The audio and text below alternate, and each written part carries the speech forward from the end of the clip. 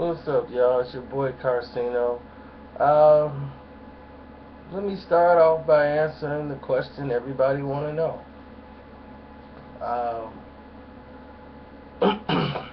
First off, Floyd Mayweather will not be fighting Manny Pacquiao again. I mean, I just gotta put that out there. But I wanted to know, how long are you willing to wait for that fight? Quit, quit building it up. The moment people stop caring about it, that's when the fight's gonna happen. Like Tyson and Holyfield, people didn't care about it no more, and then it was made. And then you know what happened? People start caring about it. They're like, I don't even want to see it. Then when the fight got closer, they wanted to see it. Then after the results, they really wanted to see it again. so, so that's the best option I give everybody, is to ignore it. And then if it happens, it happens. You know, ignoring it is probably the best way to get it made. People probably would never know how close this fight was to being done. I've heard from lawyers and people on the inside, the fight was agreed upon. It was a 14-day window, and then at the last minute, somebody pulled the plug. They had fought to get the thing done in March of 2010.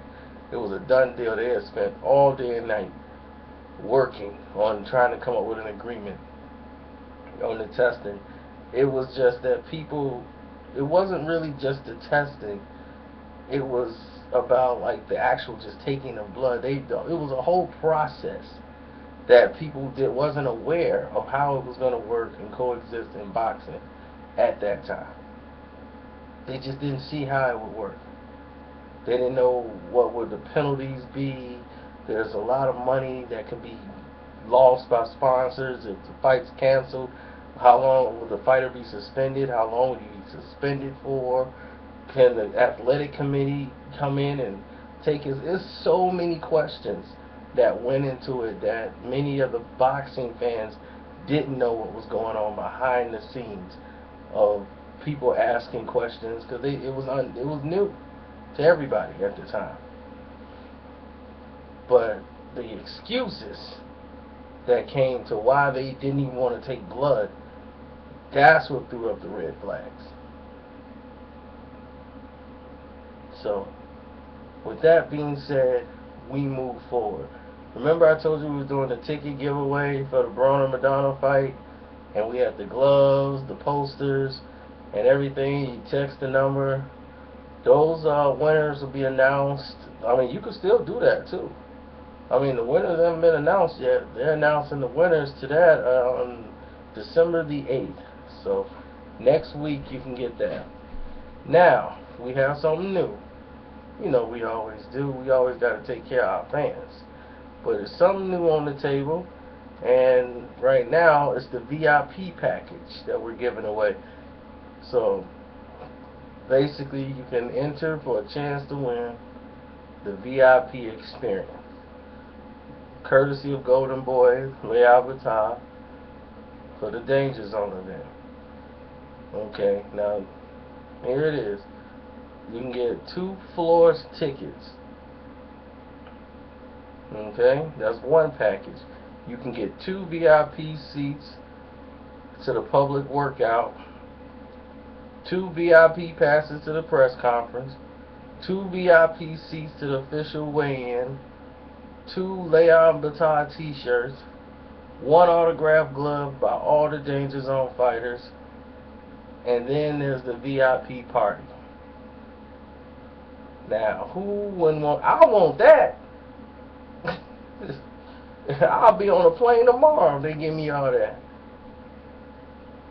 Now, all you got to do is text VIP, these 3 letters, to 210-556-7390. Again, 210-556-7390.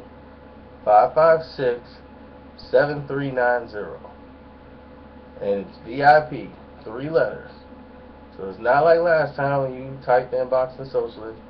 This time just talking VIP to enter to win. That's all you gotta do.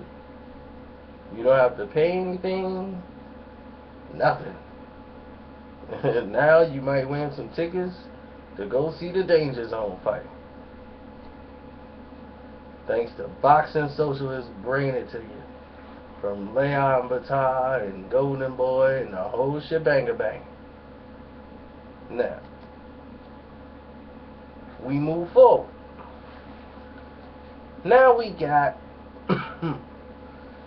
a lot of people have been sending me telling me Spatafor fought a real fighter and he lost for the first time in his career. That need to be brought up. He finally got a loss. Why you ain't talking about it? Paulie Spatafor, or Paul Spatafor, stabbed his pregnant woman, his pregnant fiance, in the stomach.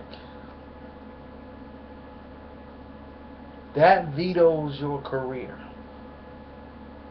You lose sponsorships, you lose marketing and everything. Career is starting all over. You know, I'm not saying people can't be forgiven. She forgave him and forgave what he did, but the boxing world's not going to forgive something like that. He has been basically blackballed. He won't get a world title shot in a major stage ever again. He's basically fighting for chips. And, you know, I hope the best for him, and I hope he finds success in whatever he does. But that's why no one's talking about Paulie Spatafor in that way.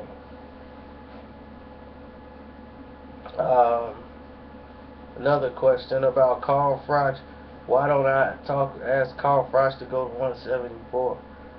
And why am I not putting pressure on him like I'm putting pressure on Ward? Carl Froch has expressed doing that in his very next fight. Ward's the one that hasn't. Ward's still trying to fight Sergio Martinez and Chavez Jr. You know, and Golovkin maybe. He's waiting on Golovkin to see if he come up to 68. So that's his plan. He wants no part of going up to 174. You know, because Kovalev would destroy him. You know, we've already stated that. That's neither here nor there. That's too hard of a hitter for Ward. Ward won't be able to do any of the Andre Ward things that he wants to do. Ward will push him past 5 rounds though. You know, Ward got some beasts in him. A lot of people y'all look at him as a soft Christian. Christian don't mean that you're soft. That's just your religion. You know, but he got some dog in him. You know, you ain't gonna make it that far and win those fights not having some dog in you. I'm sorry, it just don't work that way.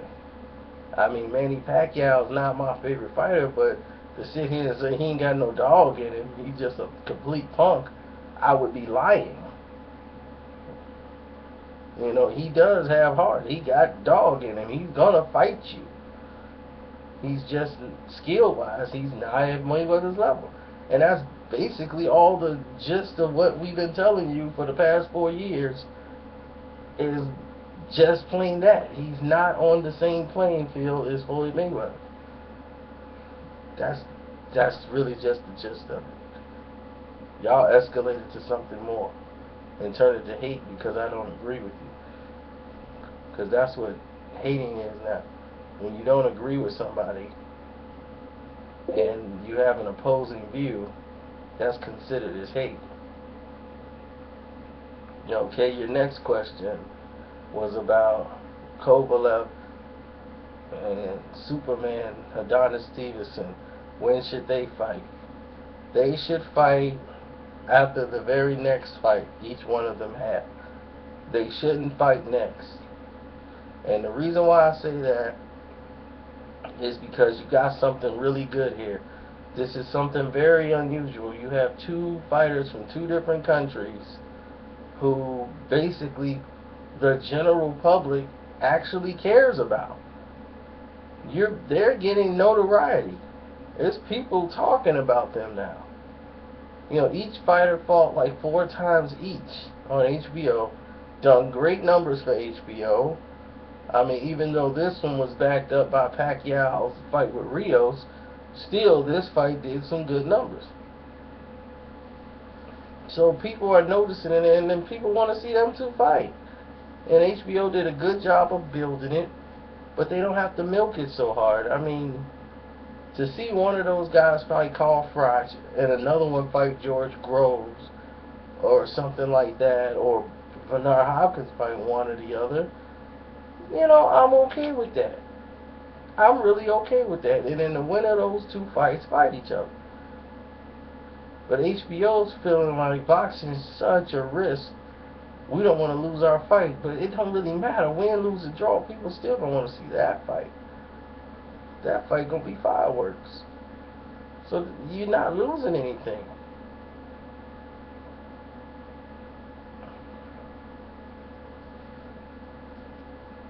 Oh yeah, the George Grove. Like, what do I think George Grove, Andre Ward should get credit? I should give Andre Ward credit for exposing Carl Froch, not giving George all this credit. Okay, here's the thing, Andre Ward fans. Okay, we understand you love Andre Ward. Okay, but if another guy fall down the steps and and injure his knee, we ain't gonna say because he fought Andre Ward in '94 or 2004. So Ward got to get credit for that. Y'all got to get off that. Okay, you want to give credit to Andre Ward, give credit to Andre Ward for what he is doing. Because not one of you are giving Andre Ward credit for beating the fighter he fought. Y'all want Ward to get credit for stuff he's not even a part of. I've heard more people talk about, man, give Ward credit for fighting Froch. He the one weakened and softened him up. He the one exposed him. That's why Groves was able to do all that. He fought Froch 2 years ago. Froch has fought Kessler since then. Froch just had another fight. So give some credit to Groves for being what he is. He's a hard puncher. He's a very hard puncher. Uses his distance. Love to get his right hands off and counter over Froch's lazy left. You know, he's there to be hit with right hands all night. But since Ward has beat him, he's beaten Butte, stopped him. You know, it's like Froch has done a lot since then. So to say that Ward destroyed him and broke him down would be inaccurate. At least that's what I think. I mean, Ward's number 2 pound for pound without a doubt. He's beat the number 1 guy in his division at 168. I just don't think there's nothing really much there for him. What are you going to do, fight George Groves? Now, I'm not sure that's a fight he's going to want. He'll stop George. He'll stop George Groves.